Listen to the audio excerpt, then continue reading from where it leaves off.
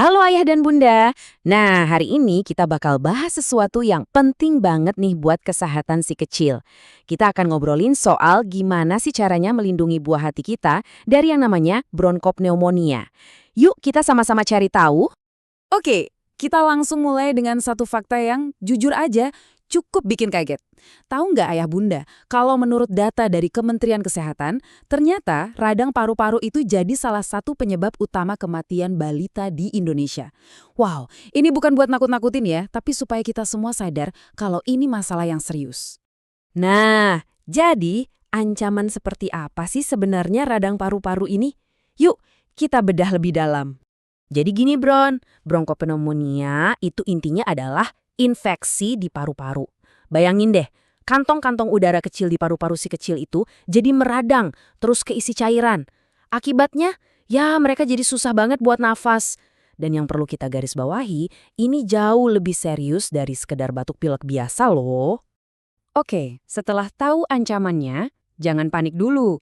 Justru sekarang kita masuk ke bagian yang paling penting, solusinya. Gimana caranya kita bisa pasang perisai yang super kuat buat melindungi anak kita? Ada kok caranya. Dan ini nih kabar baiknya. Dengerin ya ayah bunda, penyakit ini meskipun kedengarannya seram, sebetulnya sangat bisa dicegah. Artinya apa? Artinya kita sebagai orang tua punya kekuatan besar untuk jadi pahlawan bagi anak-anak kita. Nah, Kementerian Kesehatan udah ngasih kita paket perlindungan nih. Ada 5 lapis perisai yang super efektif. Pertama, ASI eksklusif. Ini pondasi utamanya. Kedua, imunisasi lengkap. Ini wajib banget. Ketiga, pastikan nutrisinya cukup dan seimbang. Keempat, hal simpel tapi penting, biasakan cuci tangan pakai sabun. Dan yang kelima, ciptakan lingkungan yang sehat, jauhkan si kecil dari asap rokok dan polusi. Kelimanya ini satu paket, nggak bisa dipisah-pisah. Oke, dari kelima perisai itu, kalau boleh dibilang ada satu yang jadi jagoannya, yaitu imunisasi lengkap. Tolong banget ayah bunda pastikan jadwal imunisasi si kecil nggak ada yang kelewat ya, terutama vaksin-vaksin kunci seperti PCV, DPT, HB-Hib, dan campak rubella. Anggap aja ini investasi kesehatan paling berharga buat masa depan mereka. Pencegahan itu nomor 1. Setuju, tapi kita juga harus siap dan waspada. Ada saat-saat di mana kita harus bertindak cepat. Nah, pertanyaannya, kapan sih kita harus segera bawa anak ke dokter? Ini penting banget untuk kita tahu. Nah, ini tolong perhatikan baik-baik ya. Kalau si kecil lagi sakit, ada beberapa tanda bahaya yang harus kita awasi. Kalau sampai muncul tanda-tanda ini, jangan ditunda lagi. Harus langsung ke dokter atau fasilitas kesehatan terdekat.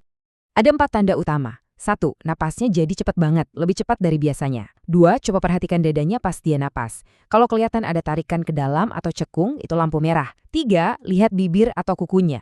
Kalau sampai membiru, itu tandanya tubuhnya kekurangan oksigen. Ini gawat. Dan yang keempat, anak kelihatan lemas banget, nggak mau nyusu, nggak mau makan, atau minum sama sekali. Ingat ya, 4 tanda ini.